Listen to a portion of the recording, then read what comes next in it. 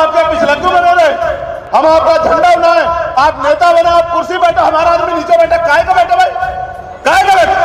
हमारा आदमी कुर्सी पर बैठेगा, हमारा आदमी बैठेगा कुर्सी पे।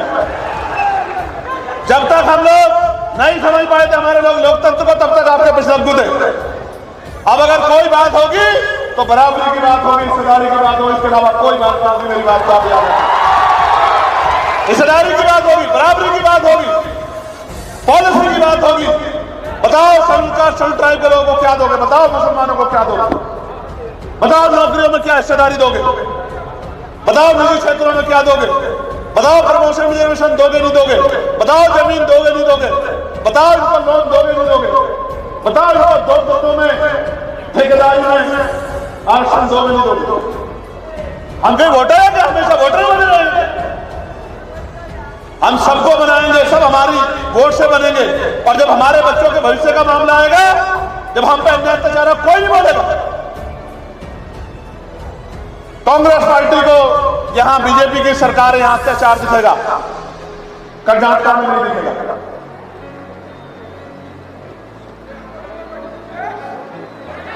मेरी किसी से लड़ाई नहीं है। लोकतंत्र में लड़ाई का मतलब ही नहीं बनता है। लोकतंत्र बहुमत का शासन, जिसके साथ लोग हैं उसी को मौका मिलेगा। हमारी सीधी बात यह है, हम थे सबसे पहले शख्स, बिहार के साथियों हम थे जो नीतीश जी के पास गए, जिन्होंने कहा कि आपको महागठबंधन बनाना चाहिए सर, आपको ये दल, ये गठबंधन छोड़ के आपको इधर आके इस गठबंधन का नेतृत्व करना चाहिए, आपको महागठबंधन बनाना चाहिए और उत्तर ये भारत में 2024 का तख्ता पलट करना चाहिए। हम थे जो राजा साहब दवा, हम गए थे, हम गए उनके पास, हमने कहा करेंगे, देखेंगे, ये करेंगे, वो करेंगे। और जब महागठबंधन में मौका नहीं मिला, मनचाही नहीं हुई, तो इधर आ गए। कौन किसकी बीटी में, कौन किसका एजेंडा, सब जानता है समाज। मैं आपको कह रहा हूं मेरे साथियों, हिम्मत जुटा लो, ताकत बना लो। जो आज जिनके दफ्तरों में हमारे लोग सोच रहे हैं कि जाके बात कर ले, अगर आप एकजुट हो गए और आपने ताकत बना ली, वो आपके ऑफिस के बाहर में खड़े हो तो मेरा नाम चंद्रशेखर आजाद नहीं, याद रखना। और अगर आपने मेरी बात में पहरा देकर बिहार में कर लिया, ठीक है, बहुत अच्छी बात है, वरना उत्तर प्रदेश में हम आपको दिखाएंगे, आप इतनी मेहनत से दिखाएंगे। जो अपने आप को बड़े बड़े दल समझते हैं, वो आपको पार्टी के दफ्तर के बाहर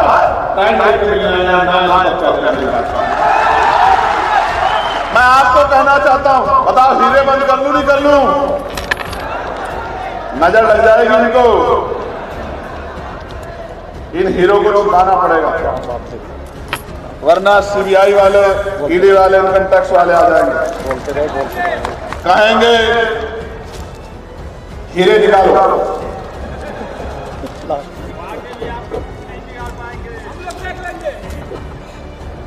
जानते नहीं, जानते बांध नहीं, बांध देना, बहुत मेहनत की कमाई।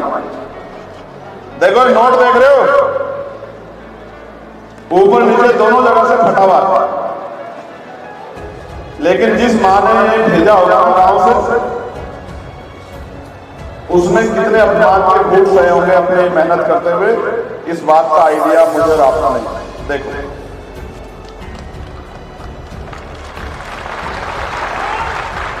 इसमें 100 से लेके और 1 रुपए तक का सिक्का है, यानी कि जो 100 रुपए कमाता है वो भी साथ है, और जिसके घर में खर्च के बाद 1 रुपया बचता है वो भी साथ है। अगर मेरी बात नहीं मानोगे तो चुनाव के बाद फिर मुझे फोन करोगे, भैया मार दिया, भैया जला दिया, भैया लूट दिया, भैया ये हो गया, भैया वो हो गया, भैया आ जाओ, भैया ये कर दो, भैया वो कर दो। ऐसी नौबत मत आने देना मेरे यहाँ। मुझे तो अगर मेरे खून का एक कतरा मांगोगे तो दे दूंगा। आज कह रहा हूं, किसी को भरोसा ना हो तो यहीं चेक कर लो। अगर उफ कह दिया खून के नाम पे, तब तो कह देना कि चंद्रशेखर आजाद जबान तो फिर गया। लेकिन आज आपको कह रहा हूं, ताकत नहीं बनाओगे, अपनी वोट से कामयाबी नहीं प्राप्त करोगे तो क्या होगा पता है? फिर रेप होगा, हत्या होगी, लूट होगी, भर्तियों में घोटाले होंगे, नौकरी नहीं मिलेगी, रोजगार नहीं मिलेगा, जमीन नहीं मिलेगी, मार पड़ेगी। फिर कहोगे चंद्रशेखर भाई आ जाओ। आज मैं आपको कहने आया हूं, मैं आपसे मांगने आया हूं, फिर कल आप कहोगे। जब हम समझ गए हैं तो हम ये काम आज से क्यों ना शुरू करो? बताओ, मदद करोगे नहीं करोगे? दोनों हाथ उठा के बताओ, इतनी जोर से बताओ कि बाहर वालों को आवाज जानी चाहिए। और जोर से बताओ, आवाज जानी चाहिए। मदद करोगे नहीं करोगे? एक मौका चंद्रशेखर आजाद को दो। अगर वारे के न्यारे नहीं कर दिए तब आप कहना मेरी बात को। मैं आपको बहुत जिम्मेदारी से बात कह रहा हूं। क्यों? क्योंकि अगर पैसा कमाना, पैसा बचाना, गाड़ी बंगले बनाना ये लक्ष्य होता तो गोली खा के बिना सुरक्षा के नहीं घूम रहा होता आपके बीच में, समझे?